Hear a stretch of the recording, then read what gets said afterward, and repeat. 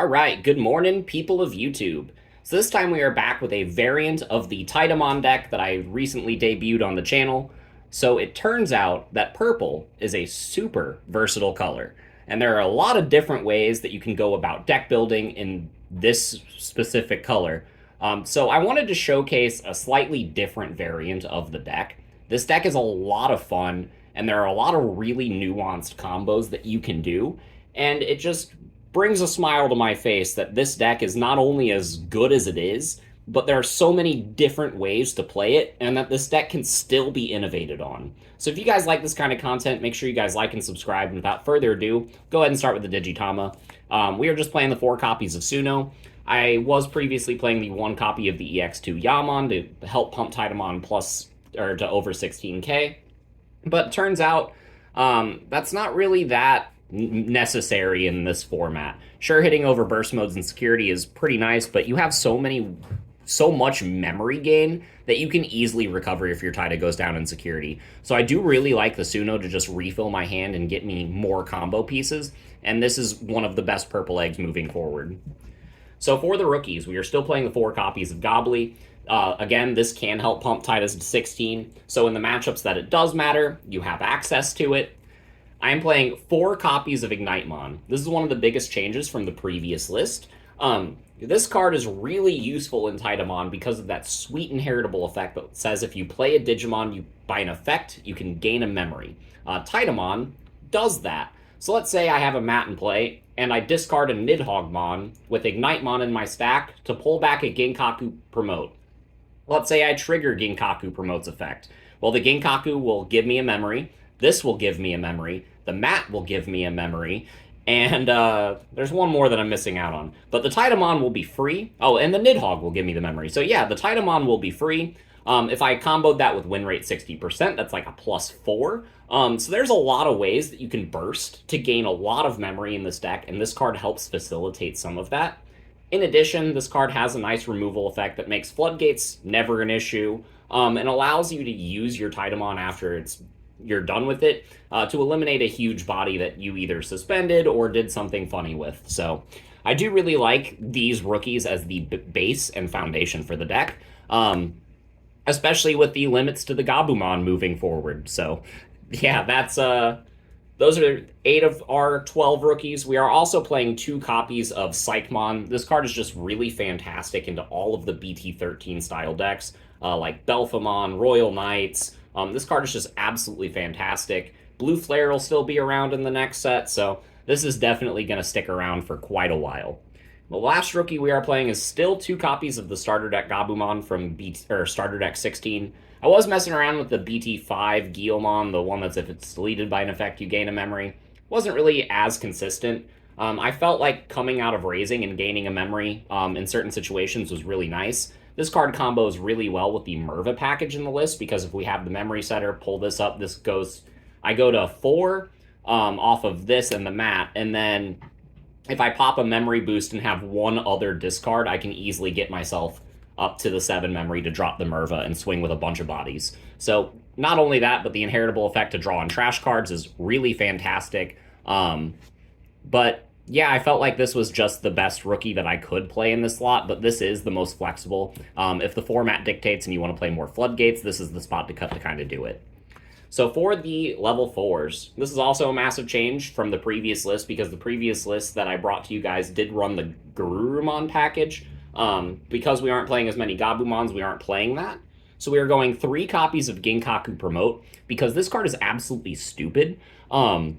We are playing the 3 copies of Kinkaku and the 2 copies of, or the 3 copies of Ginkaku and the 2 copies of Kinkaku as well. So this card consistently resolves its on-play effect to let you draw a card and gain a memory, helping you facilitate extra plays. If you pull this back off of Merva, then you can just gain memory like that, because Merva just pulls back level 4 or lower purple Digimon, in addition to pulling back Cross Hearts. So there's always valid targets. I've Merva and pulled back double Ginkaku Promote and resolved both effects, because I had the full trash setup, in which case every time whenever you swing with one of these, you can trash a card off the Kinkaku effect to blow up a level 3 or lower Digimon that they have, and then all of your Ginkakus in your sources will gain you a memory because you trashed a card. Like I said, there's a lot of just stray memory gain. You can oftentimes go for a Titamon and then just use all of your discard effects to go back up to 7 memory and then just drop a Merva to win the game. And this combo helps facilitate that. Not only that, but it means that you're always going to have rush bodies to pull back off of your Titamon and your Mervamon, even if you don't have the full Ignitemon package in the graveyard yet. So I'm playing these level 4s, and then I'm playing 2 blockers. We got the 2 copies of the starter deck Devimon. This card's really cheap for going up the chain, so if we need to evolve it in the back, it's really fantastic. Also, it's just really good to pull back blockers off of things like Titamon if for some reason you can't keep it your turn. It's very rare that you can't keep it your turn in this deck, but Devimon is there for the just-in-case kind of situations, and mostly there for the cheap Evo climb. But that is it for the level 4s. For the level 5s, we are playing 4 copies of the Black War Growlmon in this list, mostly for that inheritable to allow you to delete a Digimon to unsuspend yourself. This also has a really neat Digiburst effect, but the downside to this Digiburst is it requires a full 3 sources, so which means you would lose out on valuable inherits like the Ignitemon and the Ginkaku that help facilitate some of your memory gain. So the Digiburst effect does come up, but it's one of those effects that you will use a little bit sparingly. The inheritable effect is mainly what you're after in this deck. The main strategy in this style of deck is to get a Tamer or a Memory Boost, or potentially both, and this in the back, and then just promote and kind of win the game and just kind of pop off. And this card allowing you to double attack on your level 6s is really fantastic. So I am playing another level 5 in the list, and this is going to shock a lot of people. We are playing 3 copies of the BT6 Skull Greymon. So this card is absolutely fantastic. Its when attacking effect is, whatever. You can trash a card to gain plus 3,000, and it acts as a backup level 5 if you need something to evolve on. But its inheritable effect is Retaliation, and if you discard this card, you can tuck it under any one of your Digimon. So you can turn your Ginkaku Promote into like a 2 cost with like Rush and Retaliation off of a lot of, off of your map discard, gain a memory, and the Ginkaku to gain a memory back, and then you're swinging, discarding this, and then tucking this under the sources, and now you're swinging with a body with Retaliation for free. That's fantastic. This card makes it really awkward if your opponent wants to swing over your Titamon, because oftentimes you can just tuck this under your Titamon by discarding it with one of your plethora of discarding effects. And this card just combos really well with everything we're trying to do with the deck. It makes our boards a little bit harder to remove, and gives us a little bit more control, but also helps facilitate all of our main plays. So I really love the Skull Greymon in this list, and these are the level 5s that we are including. So for the level 6s, we still got 3 copies of the BT6 Titamon. I think that this card is absolutely fantastic. It gets Sec Attack +1 and plus 2,000 if you discard a card, and when you Digivolve, you get to discard a card to pull back a level 4 or lower purple Digimon. So you can use this mostly to pull back Ginkaku Promote, to trigger that effect, and then you're getting Sec Attack Plus, and then plus 2,000 here. And then if you have the War Growlmon, and this card can have double attack, then you can clear 4 security with this. 1 security with the Ginkaku Promote, and all you have to do is find one other swing to close it out. Seems really fantastic. This is a really, really underrated card, and I highly recommend that you guys pick up your Altards of this before they skyrocket. We got 1 copy of the BT11 Titamon. So one of my viewers reminded me that this was a card. I'd completely forgotten about it. But this is not bad. It has piercing, so that's really cool when combined with the Black War Growlmon. The main reason you'd play this is its Wind Digivolving effect to allow you to trash up to 3 cards in your hand. You can combo this really heavily with Nidhogg and just burst gain a bunch of memory to help fill your Merva follow-up. So you can have 8 attacks with Rush on the first turn, or on the first turn that you're able to swing with a big level 6 off of all of your memory gain. This will have piercing and potentially double attack off the Black War Growlmon, and it's just a really, really nice setup.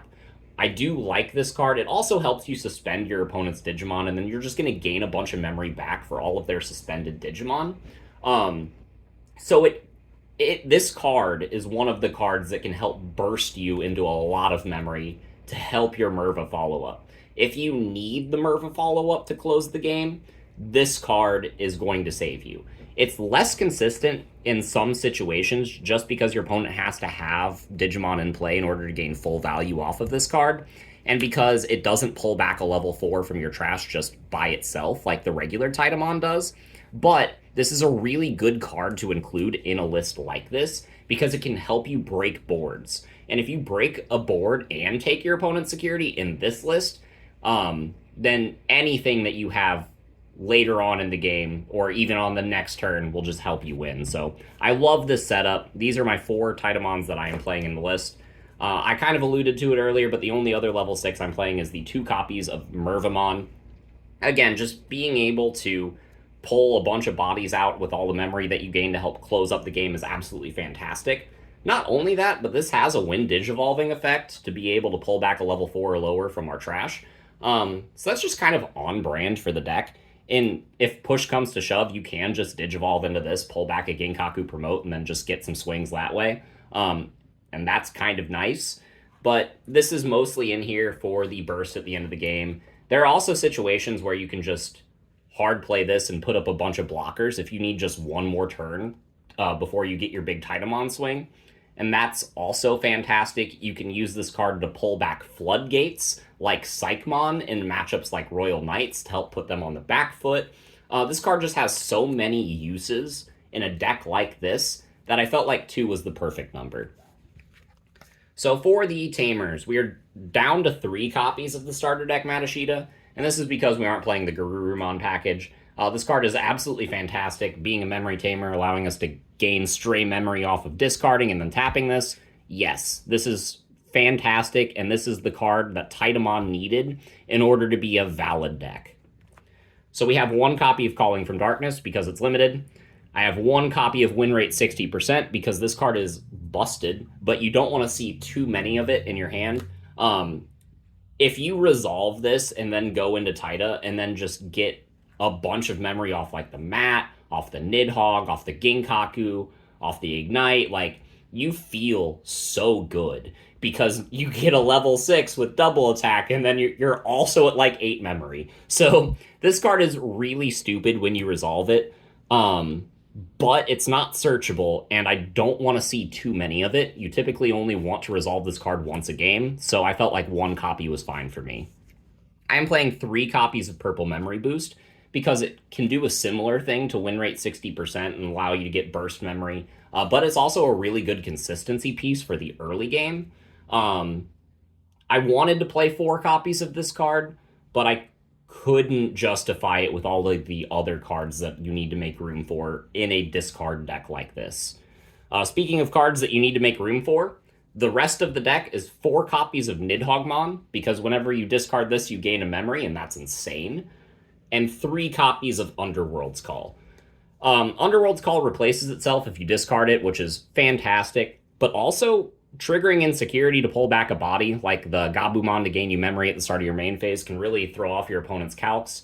Not only that, but this card can essentially be just a 3-cost rush body for game if you have the full Ginkaku set up in your trash.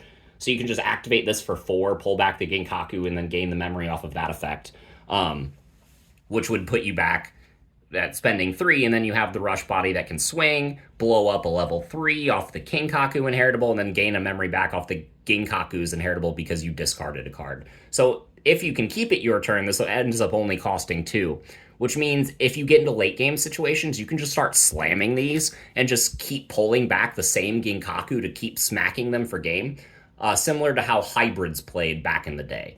So this is a really versatile card in a deck like this, and if it's clumping in your hand, just discard it and replace it with something else. So I felt 3 was a very comfortable number for this deck. I didn't want to go up to 4 just because we are cutting down on some of the Gabumon and the Garurumon discarding aspect, but because we are playing so many copies of Ginkaku Promote, this card is absolutely fantastic. So yeah, that's it for this variant of the deck. It's similar to the first one I brought you guys in a lot of ways, but there are a couple things that are different. Mostly the Merva, which I think is really funny, and allows this deck to be a little bit split in how it plays and allow you to take your opponent by surprise in the late game if you get them to that point. Most of the time, you're killing them in the early to mid game because Titamon is scary. But yeah, that's all I have to say about the card choices. Let me know what you guys thought in the comments down below, and we will see you all in the next video. Bye, everyone.